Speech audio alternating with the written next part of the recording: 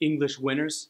In this lesson, we're going to talk about intonation and stress in sentences and the confusion that sometimes happens when you give different words in a sentence the stress. Now, for the sake of this lesson, it can also be an intonation pronunciation lesson because the words that are stressed also get higher intonation.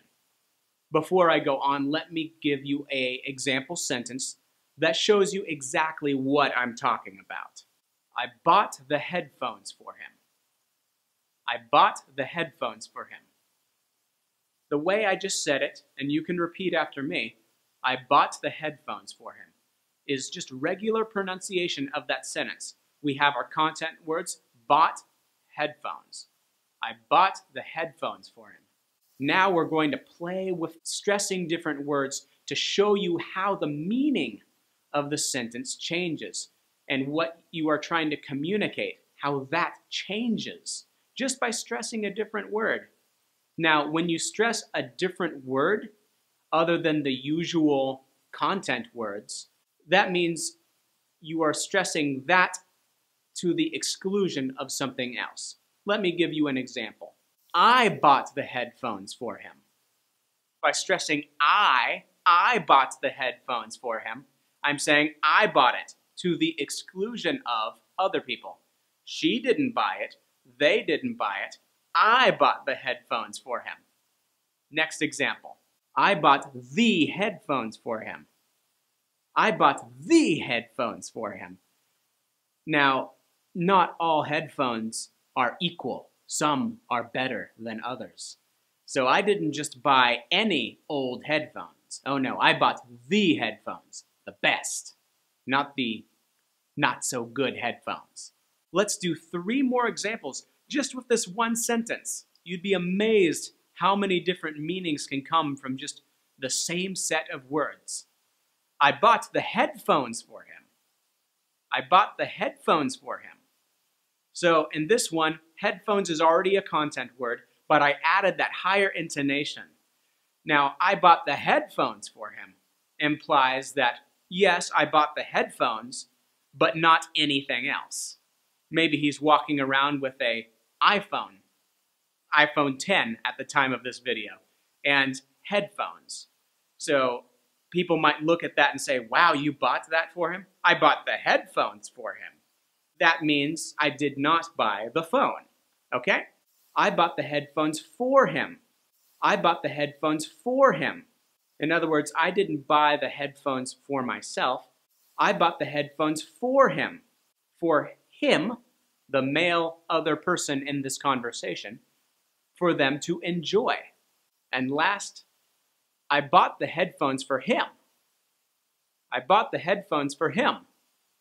In other words, there might be 2 or more people there, and I want to make sure people know who I bought the headphones for. I didn't buy them for her, I bought them for him.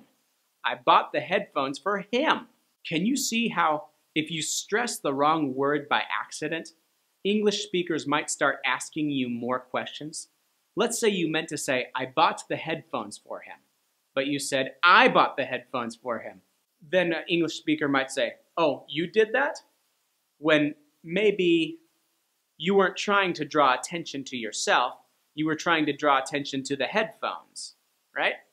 And now you got English speakers asking you more questions that you didn't plan on answering. It's because you stressed a different word by accident, okay?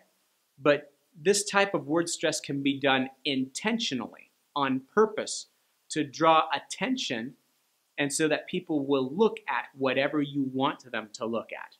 That's the brilliance of speaking English really well. All right, so we're going to play a little game, okay? I'm going to say an example sentence, and then I will ask you questions. And those questions will be your hint so that you can say the sentence again, but you're going to stress a different word in the sentence to imply exactly what I'm telling you should answer the question. Here is an example. He brought her to the fashion mall. He brought her to the fashion mall. Did a woman bring her to the mall? Did a woman bring her to the mall? So if you answered no, he brought her to the fashion mall. He brought her to the fashion mall. Then you did a very good job. Okay? You understand now? If not, watch this section again and then continue with the rest of the questions. Okay? What kind of mall did he bring her to? He brought her to the fashion mall. He brought her to the fashion mall. Did he drive around the mall with her or go inside? He brought her to the fashion mall. He brought her to the fashion mall. There are 3 fashion-related places nearby: the fashion outlet, the fashion mall, and the fashion show. Which place did he bring her to? He brought her to the fashion mall. He brought her to the fashion mall.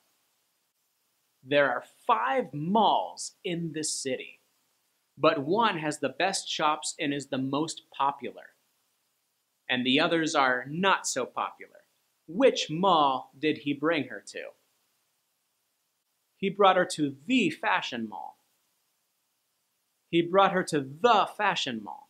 So you can say the or the. I prefer the. He brought her to the fashion mall. So that is our intonation / word stress and sentences lesson. Hopefully this opens your eyes a lot more. Are there any sentences that initially confused you? Or any pronunciation issues you struggle with? Let me know down in the comments.